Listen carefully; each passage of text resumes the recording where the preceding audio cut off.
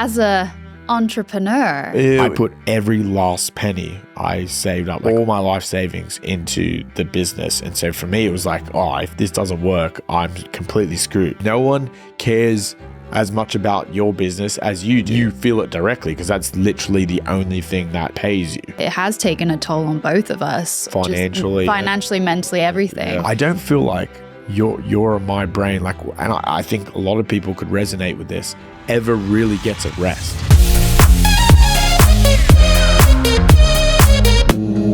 Welcome back to the Spicy Bit of Meat podcast. Your weekly bit of spice. January has been a month. Fast. It's been fast and horrible. We are back with another episode of Mild Bits. Yeah. We calling it Mild Bits still? Or? I don't know if we need to keep the name because it's just us two, and I think that we'll try and do a little bit more of just us two going forward. Plenty to share. Yeah. As you can imagine, it's not so easy to coordinate interviews with everyone, and we don't know that many people. We don't know many people. But the people we do know, very special people, and we're always thankful for anyone that just genuinely wants to hang out and put spend up an hour with us. Yeah. Yeah, it's a big ask to say, hey, can you come and sit down with Tyler for an hour? Yeah, it's like, it's okay if it was you, but when you add me in, then they're kind of more hesitant. Yeah. So there is a fair bit of negotiating to get them to agree, blackmail, all that kind of stuff. Dinners, blackmail. Whatever, bribery, blackmail, Tickling. all the kind of stuff that you would do on a day-to-day. We've been lucky so far. Very, very We've had some lucky. really good guests. I just posted our last episode like just a second ago. Go please check it out. Yeah, go check out the Brad Lancaster Discover Connection podcast and challenge video. And another note is we have a Patreon. We've just started it. Mm-hmm. We're on the Patreon crew. We added it to the Patreon trio because it's literally just me, you, and Jason. We have one Patreon right now. As we said before, for full transparency, it's in order for us to be able to, continue to do what we do. We're not very good at business, so we need to somehow. Is that foreshadowing our topic of conversation today? This is a new venture for both of us, and it is a costly one. So if ever you had any reason to want to join a community to help anyone out, you are going to be getting plenty of value back. But we're also transparent and say, you're actually just helping out Beck and I be able to make more of this and be more a part of your lives. And thank you so much. Thank you. What is today's episode about, Beck? Well, I thought that, I don't make, okay, I'll make the decisions because we have to make decisions in life. Apparently it sucks. But as a entrepreneur. Ew, it's such a word. I know, word. it Maybe is such a word. Or anyone could be an entrepreneur. As an alternative to unemployed, I think self-employed. Yeah, because entrepreneur is you have an idea. Really, you could call yourself an entrepreneur if you just have an idea. If you're self-employed, you're employing yourself, you have to pay yourself. So I think that is better than entrepreneur. I don't actually know the definition of entrepreneur. It really is. It just means, I have an idea? It just means I have an idea and then, I made the idea happen. But you could just be it's in my head. I was thinking of this cool thing. Right. So I really have the idea to have Chipotle after this. Not that kind of idea. I'm gonna make it happen. No, your idea is I'm got Chipotle, but I'm gonna make Chipotle. So I'm gonna spam off from Chipotle and make my own business. I think it's gonna be better because people know how to say Chipotle, not Chipotle. More people get it wrong. So when they ask Siri, where's Chipotle? Siri goes, I don't know what you're talking about. But they'll be directed to our new business. Business. Entrepreneur. Right. Except my mum will sue you because she was the founder of Chipotle. She does. She was the first person I ever said say Chipotle. I remember we were in Portland when I was 16 years old. We had just come to America. We got in a taxi and she was like, Chipotle, please. And the taxi driver turned around and was like, say that again. Please say that again. And he said, get out. Just get out, you uncultured swine. It was, yeah. I think my mum will actually remember that. I don't know how I remember it because I don't remember shit. Does your mother botch words more than my dad does? Your dad is pretty bad. King. Yeah. Harold Potter. Like at any point in which he can, like it shouldn't be possible, he'll find a way to say it wrong. Yeah. Entrepreneur. Yeah. Or he'd probably say entrepreneur. Yeah. Entrepreneur. Remember the time he said gourmet pizza instead of gourmet? What a loser. What a freaking loser. Gourmet. I don't know why I said that. Gourmet. There's an E-T. There's a T. Or Target. It's Target. Oh my God. Target. Merlot. That was a Merlot. Yeah. It was so obvious. Like he was just trying to be cool. Yeah. Merlot. Like, what are you saying? It's Merlot. It's definitely Merlot. But anyways, self-employment is where we currently stand. Kind of a buzz word nowadays on social media. They really push it on the internet.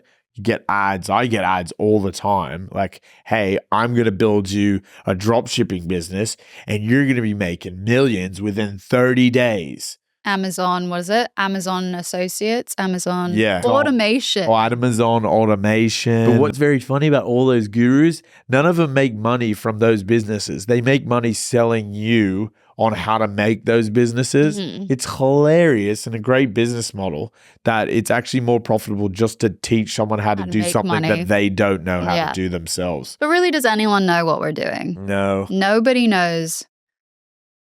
I don't know. Everyone just all I can say is that I'm trying to figure out what I'm doing. And Beck, hi. How did you get into entrepreneurism? How did you become self-employed? Is it entrepreneurism? Let's not question everything I say. I just decided to switch up the word unemployed to self-employed, and then was like, I work. That happens a lot, actually. I think a lot of self-employed are unemployed. They just converted it over because it looks better at tax time. If you don't know me, I make YouTube videos. Actually, it wouldn't. It would be better to be unemployed for the tax time. Oh, yeah. Benefits. Yeah, the benefits would be much better actually that way. Maybe better for like on Tinder.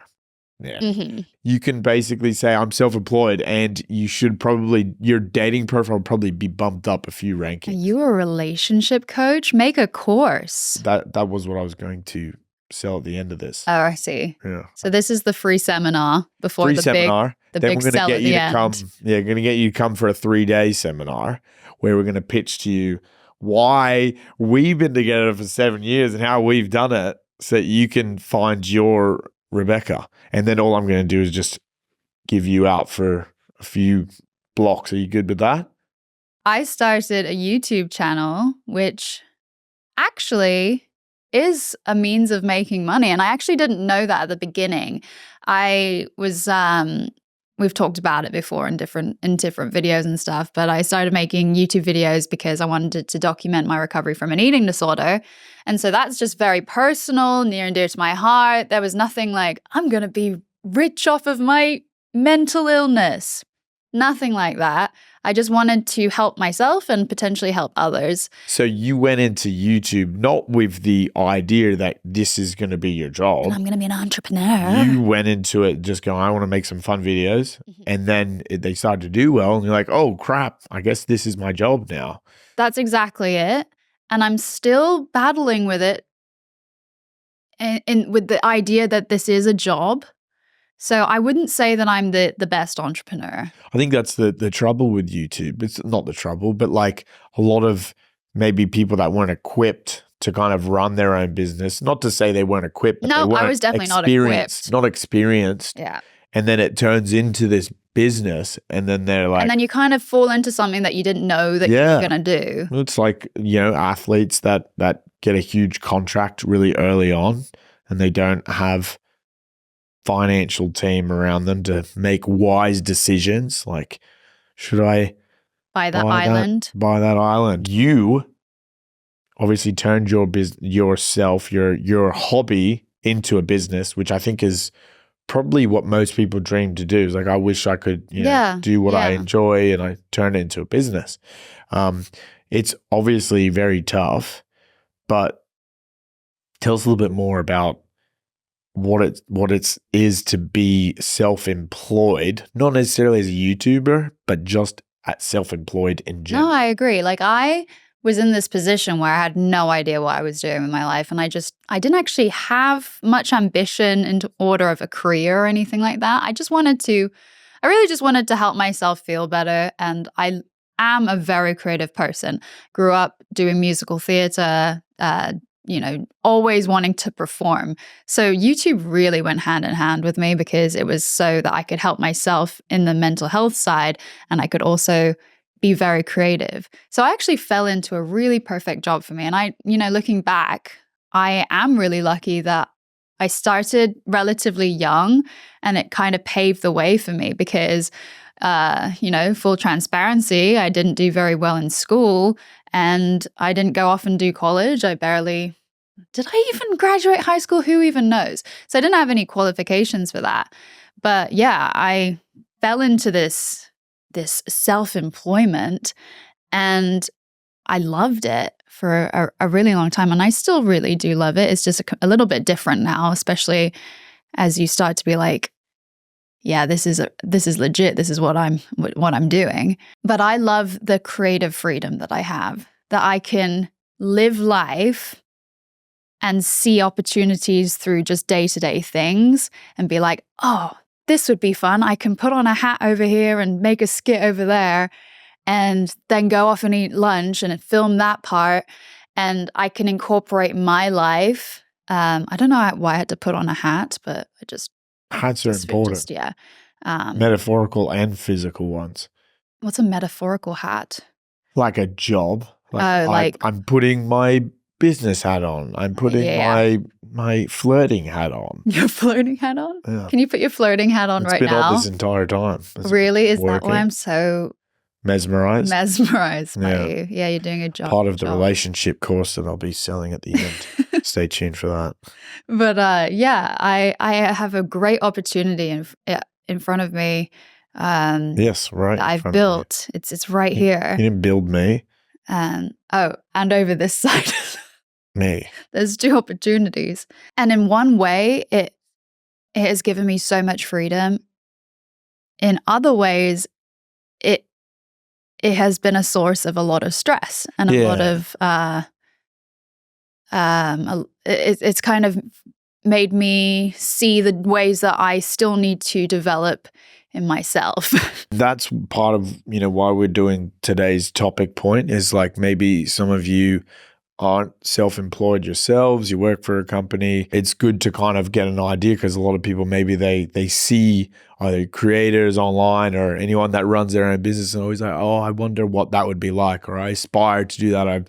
I've always wanted to be self-employed. So you can shed a little light on the pros and the cons because there are so many. Tell us about how you got into the world of self-employment. Self-employed. I mean, I guess as a professional athlete, you could almost say you're like a contractor and you're kind of selling yourself. So you almost are self-employed because you're getting different contracts around. During my rugby, as I was kind of getting to the point where I wasn't enjoying it as much as I did when I was a kid and aspired to be a rugby player when I grew up.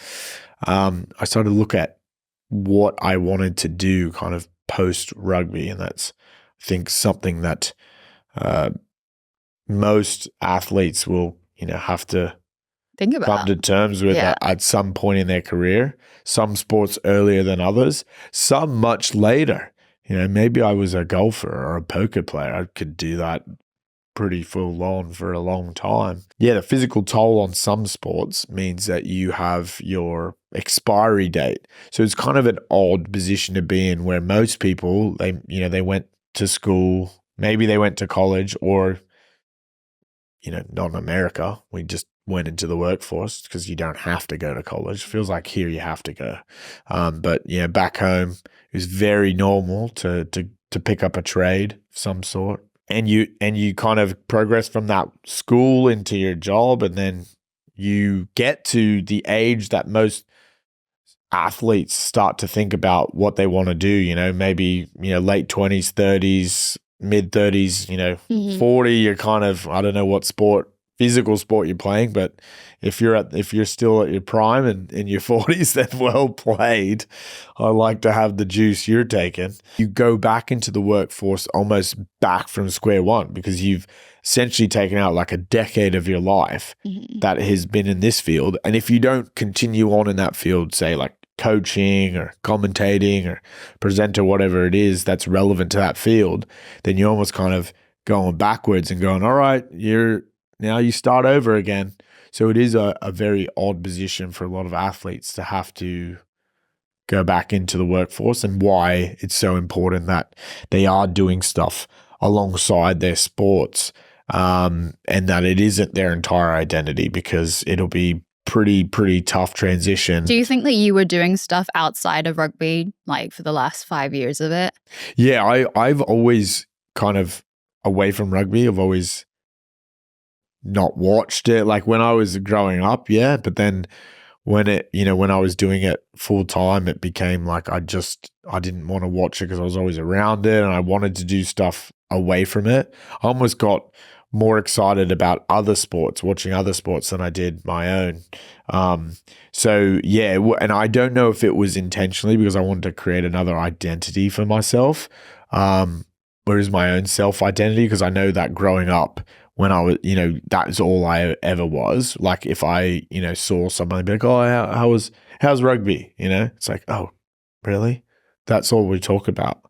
And I like to have conversations. Look at us now. Exactly. Still talking about rugby. So it was this like, yeah, but it's such a great like community that you have, and all your mates and everyone are, playing with you alongside you. But then what happens when that's no longer there? So I was intentionally— It's a lot of pressure to figure it out in a short time span as well. Exactly, yeah. I was intentionally looking for what I wanted to do. As like you, I did not go to university. And so I was like, okay, well, I can't go into roles where I would need some kind of a degree. But we're in 2024 now. Who gives a shit about a degree, right? We say that because we don't have a degree. It's a lot easier to say when you don't have one. Yeah. For myself, it was like trying to figure out what my pathways were without having a degree. So what were your options? Well, it would be probably something, people related. So like, would it be hospitality? I've never really worked in hospitality, but I have done a lot of sales. But I had saved up money alongside, and, I was doing things in terms of like looking at my future whilst I was playing. And so I also thought like, oh, what another good opportunity might be is like an alternative investment was to buy a business that was already proven. And so that's kind of where I went into, was a career path where I went into a purchasing my own business and then kind of taking on the leadership from someone else, which, obviously it's not always accessible to everyone, but I think it's more accessible than people think. Yeah. So there are so many companies online and brokers that, you can get into it a lot more affordably than you would have ever imagined. And it is a really good acceleration for people if they are thinking about, going into self-employment, whether it's like, creating your own idea from concept to execution. That can be a risky one, or you can go the less risky path. Obviously, there's a lot of due diligence. Risky? Yeah. A lot of due diligence involved and a lot of things that you have to, because you could buy bad businesses. It's about up to you to kind of be able to vet, and do whatever you can to mitigate the chances that it's not successful. But it's a good kind of acceleration way for someone to jump into a career straight to what is already a proven model, and just try to grow, expand that, or even just maintain it. Hopefully not decline it. I think a lot of people, or at least for me, I wouldn't think, what am I doing with my life? Oh, I could either be a salesperson or I could buy a business. We've always been a big risk taker. Risk taker, yeah. I think that's a really huge quality of yours. It's good and bad, right? Yeah. Can be good, quality. can be bad. Yeah. My parents have always been very much like that. They're big risk takers, and my brother as well.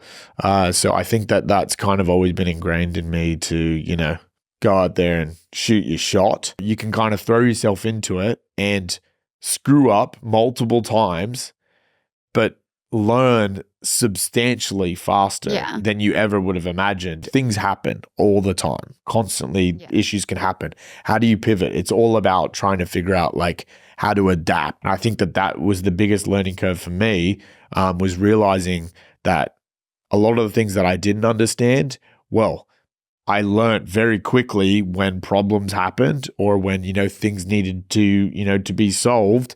And that meant that they were ingrained in me because I felt the pain of it going wrong. And I was like, I never want that to happen again. It really does take a certain type of person, though, to be able to be like, I'm going to learn on the go and feel all this pain, all of this stress, because suddenly you've bought this business. You are the driver of that ship. And you now have to back your own decisions, make decisions, and maybe sometimes you feel unequipped to do that when something goes wrong. And like you said, a lot of things went wrong. You learned from it, sure, and that's the great positive about it. But also, a lot of people would crumble in that position. That's so much pressure. I know for me, if I didn't know what I was doing and then I suddenly had all of the responsibility, all the hats, it would, you just did amazing. And you have to do it amazing. I think that like the difference between me and you is that I had, you know, support in terms of I had a team of people that were already working in the business. I had things that were currently already operating, right? So I had to go in and basically make it better. For you, it was like there was nothing and then it was something. And so, you know, the difference is between buying a business and but I'm not even trying to compare my business to yours. No, but what I'm saying is you said that you would have crumbled, but it's because you're not used to having to manage a team, because you've been doing everything yourself. And I think that that's one of the things that I still do to this day, but I think that that's a massive con in entrepreneurialism or self-employment, is thinking you need to wear 1,000 hats at a time because you want to minimize costs. You want to, you know, you can do it best. And it's like, no, you can't do it best. Really, the best businesses in the world, the reason they're so good is because someone has an idea, they create processes, and then they find people that are better at all those different things than them. Once you do that, you're then managing all the people that are way better than you at all those different things. It's hard to find the right quality you have people. to have is leadership, though. Yeah, I think that's it, right? Like to be able to run a business successfully, it's really just about building a team. You know, it's like a sporting team. You're trying to build a team that can go out there and execute these different things. And you're basically, like you said, steering the ship, making sure all the cogs are moving the right direction, because no one cares as much about your business as you do. And so it's true. The thing about the hats that I constantly have, you know, I have a very small team. It's only a couple of us, but I almost feel like I have to do everything because no one can care about the business more because you feel it directly. When things go wrong and anything that might affect the business, you feel it directly because that's literally the only thing that, you know, that pays you. That would be classified as a con, I'd say. It's really dependent on the person, but I just feel like a lot of entrepreneurs for a very long time, they can't give the hats away. They will try to wear every single hat because they're perfectionists. It's their baby. You have a vision. Draw a frog. They draw a frog. That's not the frog I was thinking of. How do you give the power to the people that have come on? And it's very powerful, actually, being able to give the power away. Because once you can do that and trust that someone else can handle this job, free up so much more of your time to dedicate to the things that you're better at. Because I'm not good at drawing frogs. No, I think a lot of being self-employed is so scary because it's a lot of giving away control as well. Especially with my business, I still don't classify it as a business. After so many years, I still think I'm just this girl that makes videos because that's how I feel in control in some ways. Like it feels more comfortable for me to be like, this is just my thing that I do. But if I actually really want to say, this is how I want to set up my life, I want to really full force this, I have to be able to give away control and say, you can draw the frog. The only way that you will be able to get to the next level is giving yourself more time to create stuff. And if you aren't giving some of the things that are taking so much time, then you'll never be able to do that. And I think that we've learned the hard way in that as well, because it has taken a toll on both of us. Financially, mentally, everything, of us trying to just figure it out for ourselves and trying to do everything for ourselves. Like you said, for a long time, you felt like you needed to do every single job and have like your hands on. Even if someone's doing something, you need to also be on top of it too. And I could see how that really kind of encompassed your whole life. Really, a lot of it is micro. It's so micro. It's like, is that really going to make a difference? Are these changes in your head that you thought were going to, are they going to make a difference? If you think they are, then it's worth noting. If they aren't, just give away the control, because you'd be surprised, especially with like content. I think you could relate in terms of not thinking that the video was perfect, but just posting it. All of a sudden, it's liked for so many other reasons that you didn't initially think. Yeah, I agree. I mean, I don't agree yet because I haven't done it, but I do need to give away the control of my videos. It's a hard balance. Because obviously you want to be proud of the work that you do, but there's an element of these little things that end up getting in your head that changes that entire outlook. And then you go from spending all this time to post it, and then you decide, I'm not going to do it. And you realize, wait, I've just spent 20 hours on this video, and now I'm just going to throw it away. And it's easy to do that in your mind. It's easy to do that in an emotional, like creative state. But then you think about it business-wise, and it's a horrible idea. Yeah. And it's very hard for me to see it in both ways. And because you won't like spend money on your videos, right? So then it'd be even easier for you to give up. It's like, I'm not losing money. But as we know, time is the most expensive commodity you have. And so if you started valuing your own time, you'd realize, oh my God, I'm literally spending an entire day of my life that's going to be thrown away. I think that's one of the harder parts of being self-employed for me, is that I know that my input potentially, I mean, it doesn't completely correlate. But what I do know is that if I don't input anything, I know what the output is, which is zero. Yeah. Your industry specifically is, very much, right. It's very much you and what you're putting out. And once you stop, it is almost decreasing. It's decreasing when you aren't putting out, which is kind of an overwhelming thought. It has been very overwhelming. And I don't know if anyone's noticed in the last month, I haven't been showing up much. But you've had these bouts, in over the course of your career with YouTube. And I think a lot of creators in general have the same thing. And then you see these people that are, posting 1,000 videos a day, and they're just trying to get in your face because they're running a business that they view it very differently. So you might see the content that they're putting out is very low maintenance. They're not nitpicking every single little thing. But then you find that some of the people that maybe aren't putting out as much aren't giving up that control because they care more about that final product and, making it really the type of stuff that you're trying to do. And I'm generalizing. It's difficult because it's very dependent on me, and I'm a very volatile person, I'd have to say. And so when it comes to self-employment, I mean, like, I'm at the position right now. I've had a few hard weeks recently, and I was just thinking the other day, and I was like, I wish that someone could just pay me every month and tell me what to do. It's so funny. I just show up.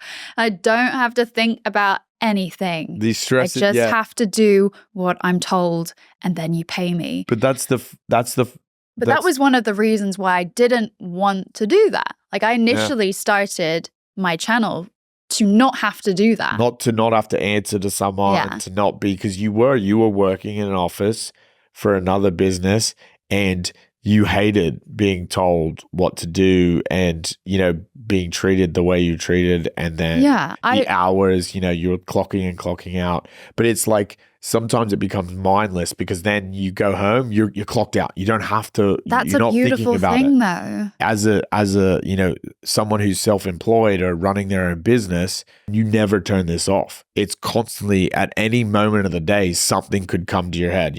Creative idea or some kind of inspiration or a problem that's occurring that needs to be resolved. Yeah. Whatever it is, at any time of the day, and that's where I've really been impacted negatively. Is like, I'm, working at like 2, 3 a.m. because something's come up that I know if I don't get done before the morning will be a massive issue come. Just delays for the next day. Yeah, for the next day. And it's like you realize that someone who's working for a company, they don't have to, again, I'm generalizing because there are a lot of cases where people are taking their work home with them. They have things they've got to catch up on. But I'm speaking from like a general sense that most people, once they clock off, that's it. They can go home. They can relax. They can maybe put on the TV and completely watch it. Completely stop, because I don't feel like your my brain, like, and I think a lot of people could resonate with this, ever really gets a rest. I haven't shown up online for the last month because of just the mental stuff that I've been going through. But it's not like I've been like, oh, I haven't shown up for this month. Let me just rest. Yeah, you haven't just rested. I've been thinking, I'm not showing up. Everything's going to shit. But I'm still not putting anything out. Yeah. But I'm still thinking about it. Yeah, it looks like your business isn't running. Torturing me. But your mind is going 1,000 miles an hour. It's like, I need to do this. I've tried this. I'm doing this. I'm doing that. You're trying to control all these different things at once. Oh, I need to do a little bit. Oh, that.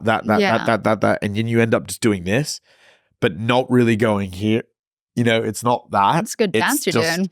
Yeah. It's just side instead of what you want to be doing, which is stepping forward. Yeah. And I think a lot of it's a process, this whole thing. We're still learning. We're still really new to this. I don't think you'll ever will completely learn You don't think I'll be able to shut off my brain? No, no. That side is something that, yes, we need to learn. And that is a skill to kind of really be able to just relax, just stop thinking about things and give yourself a moment, which I think is an art. There's an art to it, maybe meditation, stuff like that. I don't know. But it is definitely not something that we are doing right now. Very skilled at all, because it's always constantly like, I could be talking to you in a discussion and then something goes off in my brain. I'm like, oh crap, I need to write that down, or I need to do that right now because I just forgot about it. And I think that, yes, is an art in being able to completely zone out and just give your mind a rest. The answer in my head right now for us too is like, oh, we're still building. We're still in this stage where it's kind of life or death. We're in this, it's not life or it feels like it. For us, we're still, building ourselves financially and giving ourselves stability, which is what I've always like stability is something that I've always wanted. And we've put ourselves in a risky position where entrepreneurship isn't very stable. Yeah, it's not stable. Of course, it's going to be hard to be like, okay, let's just not think about it. Because if we don't think about it. It isn't stable. And I think the hardest bit is like where people think that you have to make this work. It's got to work. You've put all your time, energy, resources, money into it. Like for me, I put every last penny I saved up, like all my life savings into the business. And so for me, it was like, oh, if this doesn't work, I'm completely screwed.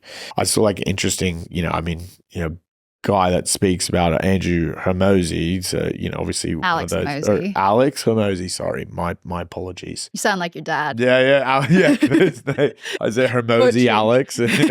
He said something interesting. I saw clip. I get his shorts. I'm not a full-time subscriber, but I am a subscriber to his short stuff. He definitely gives off a lot of gems. And one of them, I heard him say, talking about that when you're building a business, you're building yourself. I think that people have this like direct kind of impact that a failed business would have, but however, think about all the growth internally that you've had. Like for me, all the stuff that I've learned in this short period of time, I could take away. I have skills now for the rest of my life. Your business could fail tomorrow, but none of the skills that you've acquired will ever be taken. Yeah, and I think that that's like, for anyone who's doing a side hustle or something like that, like think about the growth that you've had. Oh, so motivational. Should be a guru. But think about part of your course, remember? All the things that you've actually learned that you could take away. Like I now know that if I had the capital, I could build another business and do a very good job at it because I already know kind of the processes that we've made. I know exactly where to start. And I think that those are things that kind of give me confidence that regardless of where we are, we'll be able to make it. I mean, it's not easy. The idea of everything going to hell and having to start again. It's a hard idea to think, yeah, you have to start again, but you can do that. And you have the skill set to do so. And I mean, I don't think that we will have to. I think that we're doing a lot, working a lot now so that it'll pay off in the future. Mm-hmm. And you're working so hard now so that, the future will be easier. The idea of this being a quick thing is not true. It's like there's so many wins that can happen super quick, and you can run into money, you can run into opportunity super quickly. Yep. But that doesn't change very quickly. It can go. It can and you have to be all right with that. And you have to understand how to manage those situations where things are great, everything's working, and then next minute it's the complete opposite. Yeah. And it's like, how do you react in those positions? I think that's what's like funny about like the gurus online that are selling the self-employment, because all the pros that come with it, make your own hours, be your own boss, travel, be a nomad. It sounds amazing, right? Like, oh, it's amazing. But then the things that come with that they don't speak about, like actually getting to that place where you're paying yourself. You can have a business that generates millions of dollars, but makes zero. And it's actually, it happens quite a lot. We have a business that generates a lot of money, but makes nothing because all of that has to go somewhere. Delegated everywhere else. Yeah, it's delegated everywhere. And that's an entire other skill set. There's like a term for it, like entrepreneurial poverty or something like that, where it's essentially that the business owner is doing everything they can to build that business. So every last bit of money that comes in will go back into the business to keep it growing. And it's this constant struggle of growing that business. And I think that I've struggled with that a lot. It's just, I'm just constantly trying to grow the business. Where do you kind of get a point where it's actually like, okay, now you can start to take again. And I'm trying to find that that piece. Same. And spending money to make money, like spending money on yourself, you very much struggled with it. Like you've always treated your business as a hobby, and you've not ever really invested in yourself. I think that's like another struggle that you're kind of like, well, I don't have to spend that money. I could do it myself. But then you're allocating a week of your life to do it when you could have paid someone to do it very quickly. And it's like, well, actually, that probably was the more valuable choice. I think that that's like, kind of when we talk about pros and cons of what did you have a list of pros and cons? I mean, we've gone through quite a lot. I mean, we had no structure to it. I've got here like a couple things, like I can wear anything to work. Like look what I'm wearing right now. Is that like, a pro? This is a pro, I think, because I do not like to dress up. I do not like to wear suits. I don't have nice clothes. So this is me showing up in a meeting. I'll go on a Zoom call and I'll just keep my camera off, or I'll just go neck up. I love it because he does his meetings and you're the only one that doesn't show your camera. So you're just this black screen and everyone else is just watching. Okay, so I have a story. So last year when I went through my accident, my injury, I was in ICU, and as we talked about before, no one cares as much about your business as yourself. And when things are needing to happen, they need to happen. I had a horrific accident. Yeah. And I was in intensive care, but I knew that the business couldn't stop because, someone wasn't paying my bills. I'm paying my own. Big, image in itself. Yeah. The idea that Tyler had a spinal cord injury. Yeah, I didn't know what my future was going to be like. He had no idea at that time whether you could even stand up at that point. Yes. And I knew that there was and I feel like there's some sort of metaphor there for self-employment. It is horrific to think, but that's also something that people have to consider is the fact that if something happens, you pay your own bills. No one else is going to do it for you. So you can't just call into sick that day. You've got to do it. Otherwise the business isn't operating. And I think that was, you kind of look back and realize holy crap, that's bad. I was in a position where I still needed to work in critical your business at the time was also going through some critical stuff too. Yes, you had this critical. Yeah, there was a lawsuit. My life gonna be? There was a lawsuit. There was financial. There was financial issues around cash flow, and all of that was kind of happening right at the same time. So I am having a meeting and. And I'm in ICU with the camera off in a hospital bed with wires kind of coming out of me and everything.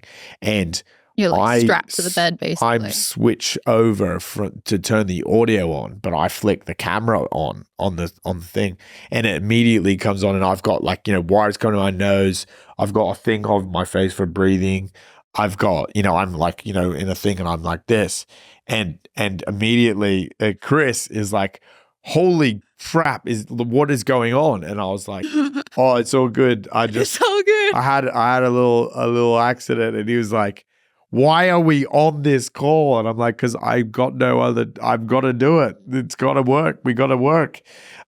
He obviously, enforced me to postpone it, but it's moments like that where you realize it can be lonely. And it can be very high pressure because you almost feel like you have to fulfill the needs of the business at all times, regardless of your own health.